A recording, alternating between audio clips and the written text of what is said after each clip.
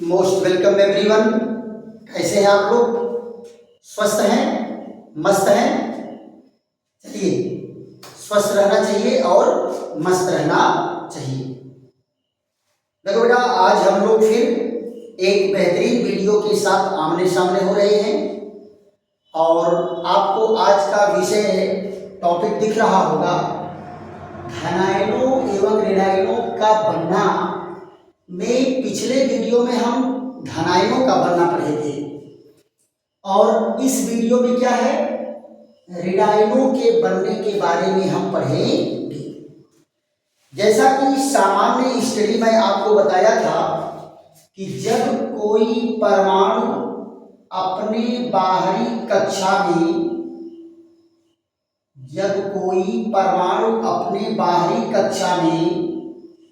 Electron ग्रहण करता है, जब कोई परमाणु अपने बाहरी कक्षा में इलेक्ट्रॉन ग्रहण करता है तो क्या बनता है? ऋणायन। क्या बनता है? ऋणायन। और जब कोई परमाणु अपने बाहरी कक्षा से इलेक्ट्रॉन निकालता है तो क्या बनता है? धनायन। यानी परमाणु अपने बाहरी कक्षा से इलेक्ट्रॉन निकाला तो धनायन और ग्रहण किया तो ऋणायन। यानी इस प्रक्रिया में इलेक्ट्रॉन ग्रहण किए जाएंगे। और धनायन के बनने में क्या था कि आयनों की त्रिज्या छोटी हो रही थी और यहाँ क्या होगा, आयनों की त्रिज्या बढ़ेगी, कक्षाएं बाहर की ओर एक्सपेंस करेंगी। क्लियर? तो यहाँ हम देख लेते हैं एक एक पॉइंट करके। क्या कहेंगे? जब कोई परमाणु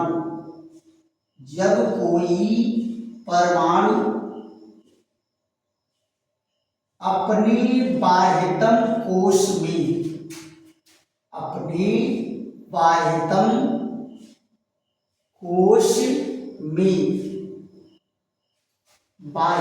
कोश में एक या एक से अधिक इलेक्ट्रॉन ग्रहण करता है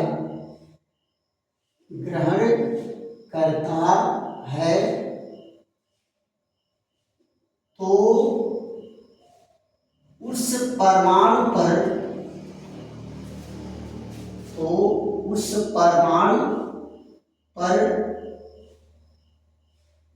ऋण आवेश आ जाता है। उस परमाणु पर ऋण आवेश आ जाता है। इस रचना को ऋणायन कहते हैं। क्या कहते हैं? ऋणायन कहते हैं। ऋण आवेश की संख्या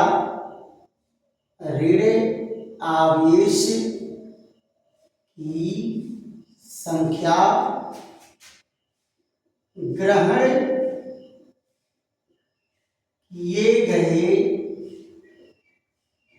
किए गए इलेक्ट्रॉन की संख्या के बराबर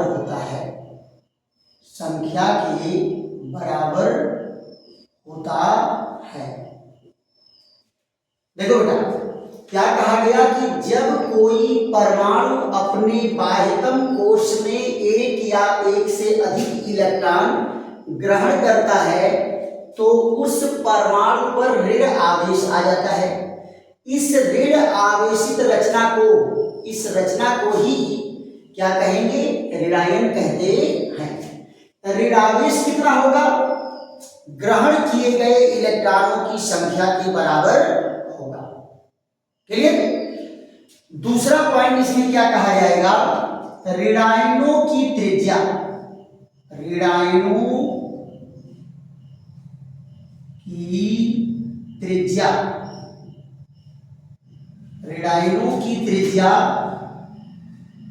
परमाणु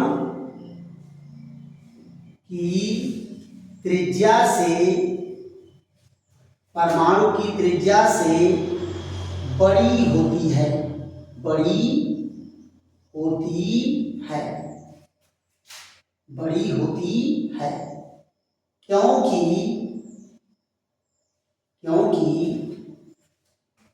जब परमाणु इलेक्ट्रॉन ग्रहण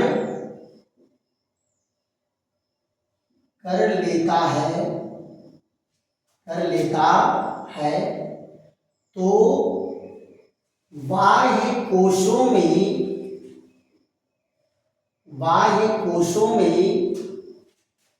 इलेक्ट्रॉन की संख्या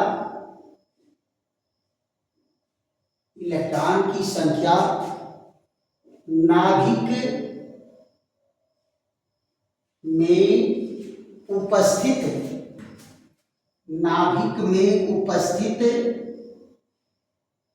प्रोटॉन से अधिक हो जाता है, प्रोटॉन से अधिक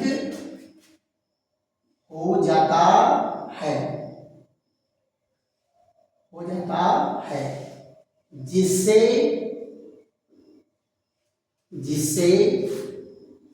प्रति इलेक्ट्रॉन नाभिकीय आकर्षण बल, प्रति इलेक्ट्रॉन नाभिकीय आकर्षण बल घट जाता है और कक्षाएं बाहर की ओर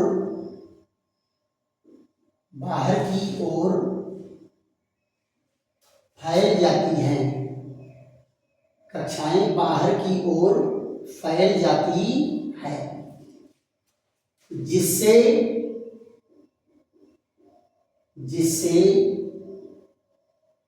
त्रिज्या बढ़ जाती है, देखो क्या कहे कि जब कोई परमाणु इलेक्ट्रॉन ग्रहण कर लेता है तो नाभिक में प्रोटॉन जितने हैं उनके ऊपर तो कोई प्रभाव नहीं पड़ता, प्रोटॉन तो उतना ही है, लेकिन इलेक्ट्रॉन बढ़ गया तो प्रति इलेक्ट्रॉन नाभिक का आकर्षण बल क्या होगा, घट जाएगा। और जब नाभिक का आकर्षण बल घटेगा तो कक्षाएं बाहर की ओर फैल जाएंगी। कहने का मतलब है कि ये लायक इलेक्ट्रॉनों पर अगर गार्जियन का प्रेशर कम रहेगा तो ये गार्जियन से दूर भागेंगे और इलेक्ट्रॉन जब बाहर की ओर जाएंगे तब कक्षाएं एक्सपेंस करेंगी और त्रिज्या क्या हो जाएगा, बढ़ जाएगा। क्लियर? तो ये इनका रीजन है कि त्रिज्या क्यों बढ़ती है। क्लियर? अब जरा इनका एग्जाम्पल लेकर के देखा जाए, इनके उदाहरण लेकर के देख लेते हैं। देखो बेटा, इनका पहला एग्जाम्पल क्या है, पहला एग्जाम्पल है ये फ्लोरीन। पहला एग्जाम्पल क्या है, फ्लोरीन, परमाणु क्रमांक 9, 2 और 7। यहां देखो नंबर ऑफ प्रोटॉन कितने हैं, 9, नंबर ऑफ इलेक्ट्रॉन कितने हैं, 9। तो प्रोटॉन और इलेक्ट्रॉन बराबर है, इसलिए परमाणु क्या होगा, उदासीन होगा। अब आप जरा देखो इनका निकटवर्ती अक्रिय गैस कौन है, इनका निकटवर्ती अक्रिय गैस है नियान, 2 और 8। तो यहां देखो 8 इलेक्ट्रॉन से 1 इलेक्ट्रॉन कम है, तो ये 8 इलेक्ट्रॉन पूरा करने के लिए 1 इलेक्ट्रॉन ग्रहण करता है, तो इसके ऊपर एक ऋण आवेश आ जाता है। तो ये क्या हो गया, 2 और 8। यहां देखो प्रोटॉन की संख्या 9, इलेक्ट्रॉन की संख्या 10, तो कितना इलेक्ट्रॉन ज्यादा हो गया, 1। तो 1 इलेक्ट्रॉन का ऋण आवेश इसके ऊपर रहता है। अब आप जरा देखो, ये परमाणु का नाभिक है, प्रोटॉन की संख्या 9, पहली कक्षा में 2 इलेक्ट्रॉन और दूसरी कक्षा में 7 इलेक्ट्रॉन होते हैं। तो यहाँ देखिए 1 electron, 2 electron, 3 electron, 4 electron, 5 electron, 6 electron और 7 इलेक्ट्रॉन। तो ये कौन है? फ्लोरीन। जब ये 1 इलेक्ट्रॉन ग्रहण करेगा तो ग्रहण का मतलब धन होता है बेटा, यानी इलेक्ट्रॉन जुड़ रहा है। तो यहाँ जरा देखो परमाणु का नाभिक क्या है? प्रोटॉन की संख्या तो 9 होती है। अब यहाँ देखो पहली कक्षा में प्रोटॉन की संख्या इलेक्ट्रॉन कितने हैं? 2। दूसरी कक्षा में इलेक्ट्रॉन कितने हैं? 8। तो अब जरा देखो इलेक्ट्रॉन बढ़ गया तो कक्षाएं बाहर की ओर फैल जाती हैं।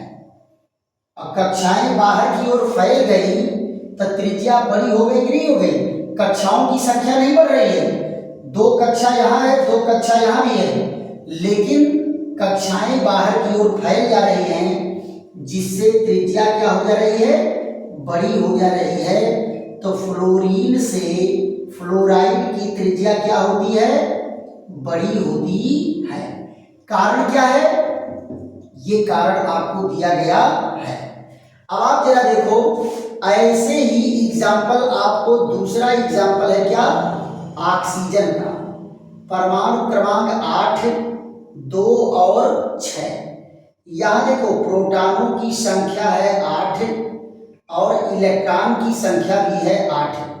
तो दोनों बराबर है, इसलिए क्या होगा? उदासीन होगा। अब आप जरा देखो अपने निकटवर्ती अक्रिय गैस से कई इलेक्ट्रॉन कम है? 2 इलेक्ट्रॉन कम है। तो ये 2 इलेक्ट्रॉन को ग्रहण करेगा तो यहाँ क्या हो जाएगा? ऑक्सीजन का हो जाएगा ऑक्साइड।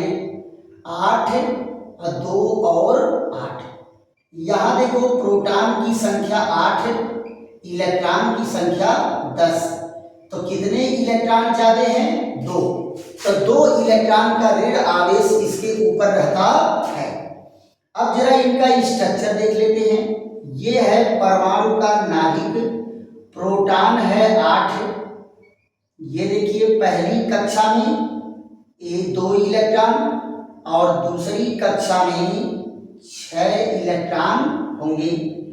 1, 2, 3, 4, 5, 6 इलेक्ट्रॉन हैं। ये ऑक्सीजन। अब जरा देखो ये 2 इलेक्ट्रॉन गेन करेगा, ग्रहण कर रहा है। तो आप जरा देखिए ये परमाणु का नाभिक, प्रोटॉन बराबर कितना है? 8। ये देखिए पहली कक्षा में 2 इलेक्ट्रॉन और दूसरी कक्षा में 8 इलेक्ट्रॉन।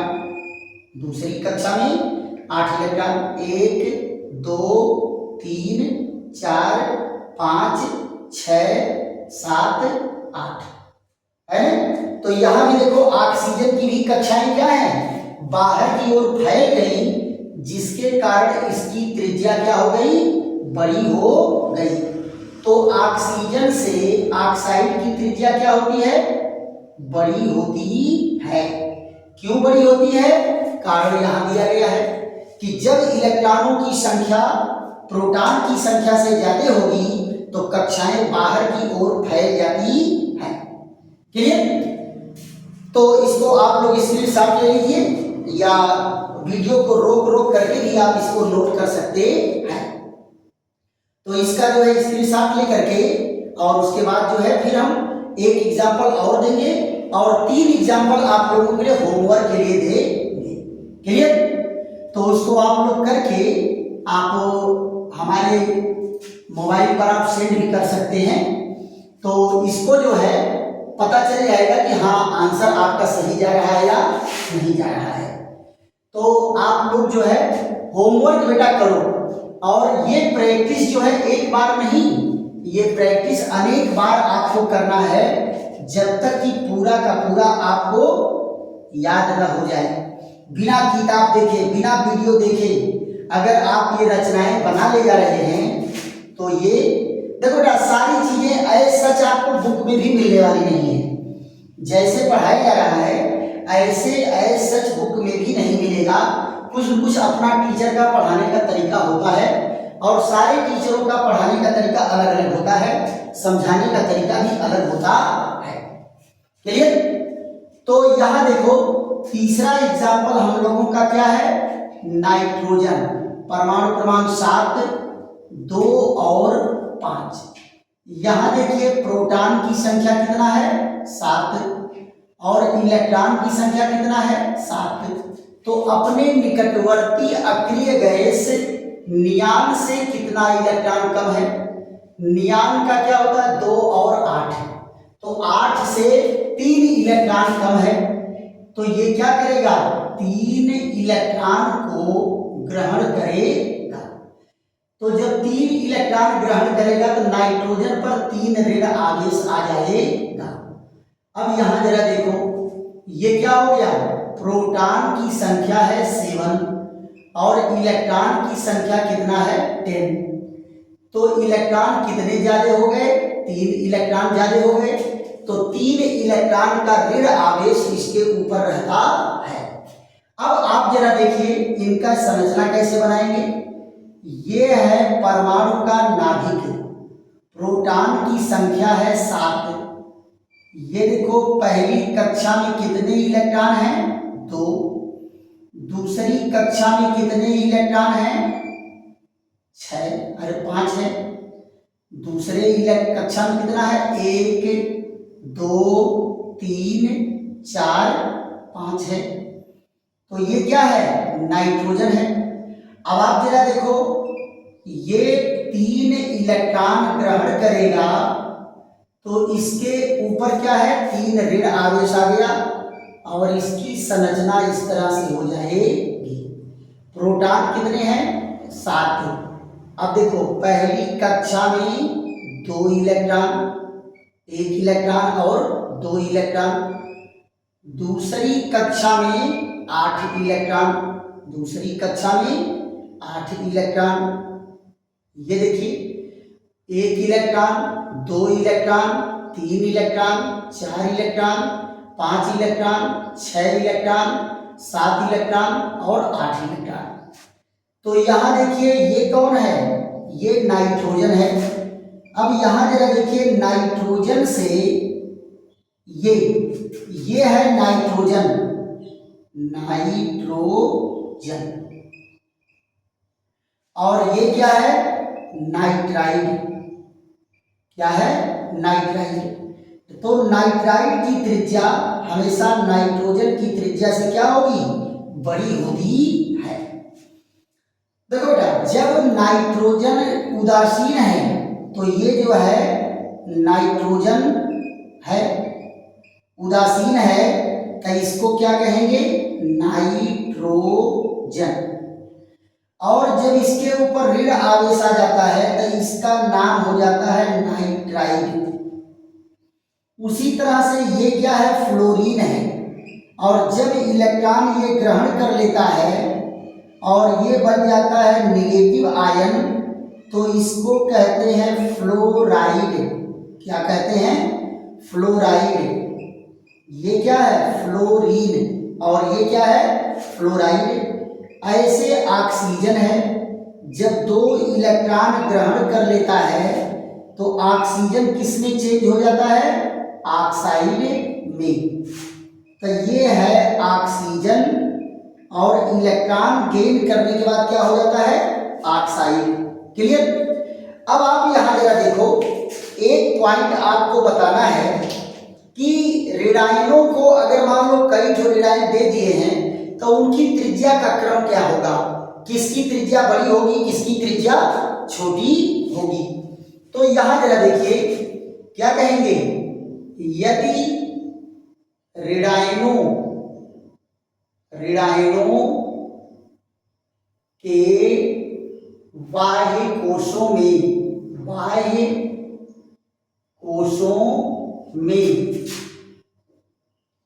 इलेक्ट्रॉन बराबर हो तो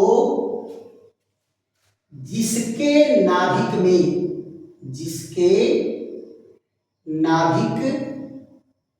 में प्रोटॉन सबसे कम होगा, प्रोटॉन सबसे कम होगा, उसकी त्रिज्या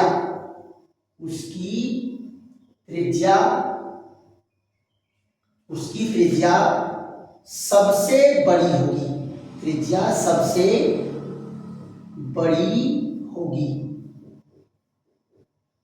त्रिज्या सबसे बड़ी होगी।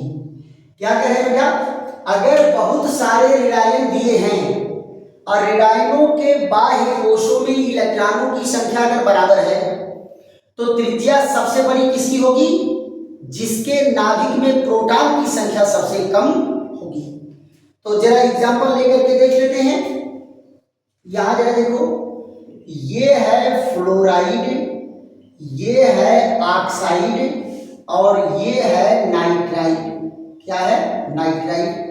तो इन सबके बाहरी कक्षा में इलेक्ट्रॉन कितने हैं, 10। इसमें भी इलेक्ट्रॉन कितना है, 10। इसमें भी इलेक्ट्रॉन कितना है, 10। ये देखिए 2 और 8। यहां देखिए क्या है, 2 और 8। यहां भी कितने हैं, 2 और 8 है ना। अब जरा देखो, इसमें प्रोटॉन कितना है, 9। इसमें प्रोटॉन कितने हैं, 8। इसमें प्रोटॉन कितने हैं, 7। प्रोटॉन कितने हैं, 7। तो आप जरा देखो, सबसे कम, सबसे ज्यादा प्रोटॉन इसमें है तो सबसे कम त्रिज्या इसकी होगी। उसके बाद प्रोटॉन इसमें है तो इसकी त्रिज्या, ये सबसे ज्यादा त्रिज्या किसकी होगी, नाइट्राइड की होगी।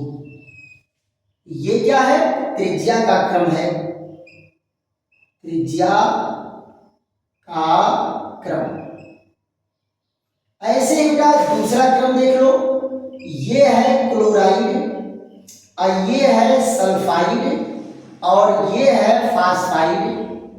क्या है, फास्फाइड। यहां जरा देखो, क्लोराइड और ये कौन है, सल्फाइड और ये कौन है, फास्फाइड। तो यहां देखो इलेक्ट्रॉन की संख्या कितना है, 18 है, 2 8 8। इसमें इलेक्ट्रॉन कितना है, 18 है, 2 8 8। इसमें इलेक्ट्रॉन कितना है, 18 है, 2 8 8। अब जरा देखो प्रोटॉन कितने हैं, इसमें प्रोटॉन है 17, इसमें प्रोटॉन है 16, इसमें प्रोटॉन है 15 है ना। तो सबसे कम प्रोटॉन कहाँ है, यहाँ है। तो सबसे बड़ी त्रिज्या किसकी होगी, इसकी होगी। उसके बाद प्रोटॉन कहाँ है, इन दोनों की तुलना करेंगे तो इसमें प्रोटॉन कम है, इसमें प्रोटॉन ज्यादा है तो इसकी त्रिज्या ज्यादा होगी, इसकी त्रिज्या कम होगी। तो इस तरह से रेडायनों की त्रिज्या का क्रम आपको मालूम हो गया, राइट। अब बेटा जो है इसमें होमवर्क आप लोगों को हम दे रहे हैं, इनका फट से आप लोग स्क्रीनशॉट ले लीजिए या इनको आप वीडियो रोक करके भी नोट करिए। 3 होमवर्क मैं आपको दे रहा हूं, इन तीनों को। किसको दे रहे हैं, इन तीनों को दे रहे हैं। सारे जो है उसी के समान होंगे, बशर्ते क्या है कि एक कक्षा अधिक आपको बनाना पड़ेगा। तो यहां जरा देख लीजिए, इनका हम होमवर्क आपको दे देते हैं। और कौन किसका, क्लोरीन का, सल्फर का और फास्फोरस का आपको होमवर्क मिल रहा है। इसको आप लोग बना करके बेटा अभ्यास करेंगे। तो यहां जरा देखो, ये आपका होमवर्क है। तो क्लोरीन का परमाणु क्रमांक कितना होता है, 17 है, 2 8 7। और यहां सल्फर का कितना होता है, 16 है, 2 8 6। और यहां फास्फोरस का होता है 15, 2 8 5। इनका निकटतम अक्रिय गैस कौन है बेटा, आर्गन है। तो ये आर्गन के बराबर होने का प्रयास करेंगे।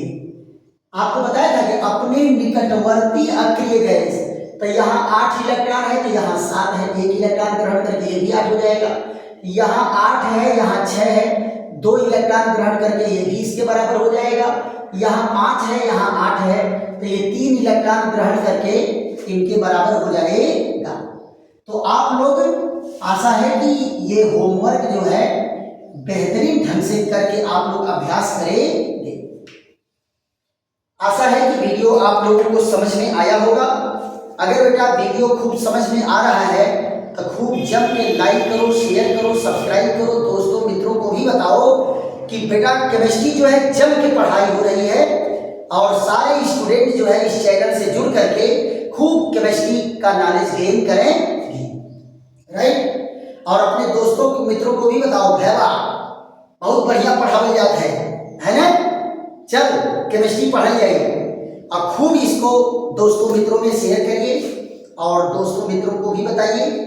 ऐसे ही हम बढ़िया बढ़िया बेहतरीन वीडियो के साथ आपके सामने आते रहेंगे और जब तक दूसरे वीडियो पर मुलाकात नहीं होती है तब तक के लिए थैंक यू, धन्यवाद, विश्राम।